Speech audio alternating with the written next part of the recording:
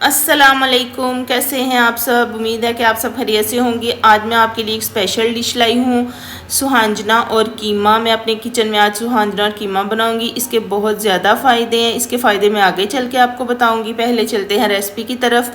1 kilo मैंने सुहांजना लिया है। ये आप देख रहे हैं, ये छोटी छोटी कलियाँ हैं। ये एक दरख्त के फूल होते हैं, उनकी ये कलियाँ होती हैं। इसके फ़ायदे बहुत ज़्यादा हैं। ये ब्लड प्रेशर के मरीज़ों के लिए, शुगर के मरीज़ों के लिए बहुत मुफीद है। जिनको हड्डियों का मसला है, हड्डियाँ दर्द होती हैं, उनके लिए ये बहुत अच्छा है। इसके फ़ायदे ही फ़ायदे हैं, इसका नुकसान कोई नहीं है। जो लोग इसको नहीं पकाते वो इसको ज़रूर पकाएं, ट्राई करें और इसकी अफादियत जानें।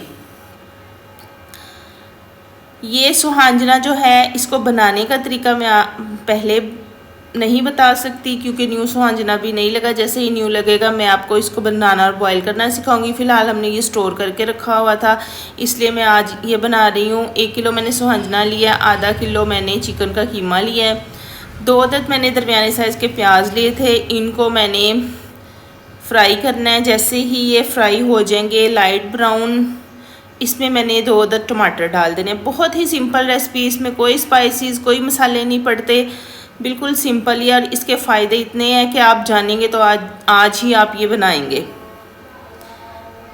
2 अदद मैंने टमाटर डाले हैं। टमाटर डाल के मैंने उनको भून लिया है। उसके बाद मैंने 3 टेबलस्पून लहसुन अदरक का पेस्ट डाला है। 4 टेबलस्पून मैंने पिसी हुई सब्ज़ मिर्चें डाली हैं।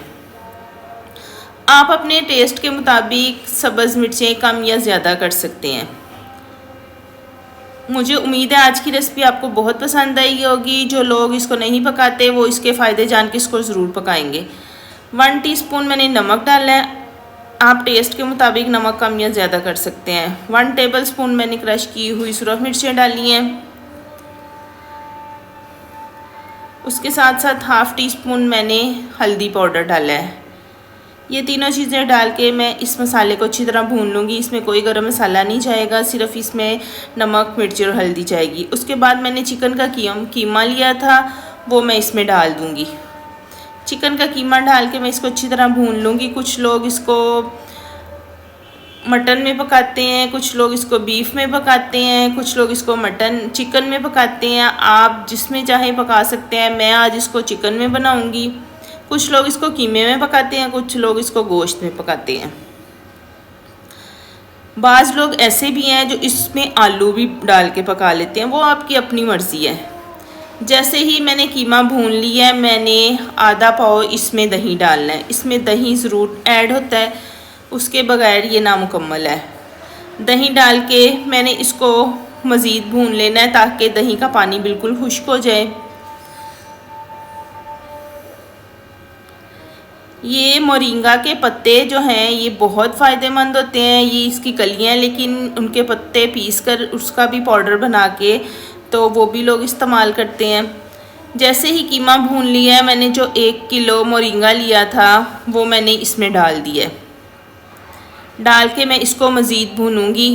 ये आपको कलियां नज़र आ रही हैं, बहुत ही खूबसूरत दिखने में ही लग रही हैं और इसके फ़ायदे जान के आप बहुत ज़्यादा खुश होंगे आज की मेरी रेसिपी देखकर। चस्के तो हर बंदा ले लेता है, लेकिन फ़ायदे वाली चीज़ खाना बड़ी बात है।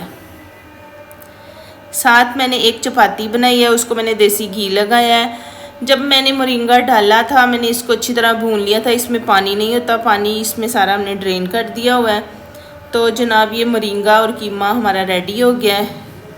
आप ज़रूर ट्राई कीजिएगा। जिन लोगों को जोड़ों की दर्दों का मसला है वो ये ज़रूर बना के खाएं। अब मौसम आ रहा है सर्दियों का, सर्दियों में आप हफ्ते में 1 दफ़ा ये ज़रूर खाएं। आपके बहुत सी बीमारियां ख़त्म हो जाएंगी इसके साथ।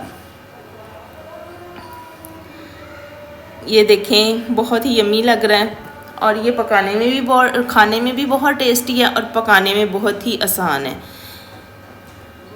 उम्मीद है कि आप मेरी रेसिपी को ज़रूर ट्राई करेंगे और मेरे चैनल को सब्सक्राइब करें। जिन लोगों को मेरी वीडियो पसंद आती है उसको लाइक करें। अपना बहुत ज़्यादा ख्याल रखिएगा और मुझे दुआओं में याद रखिएगा। अल्लाह हाफिज़।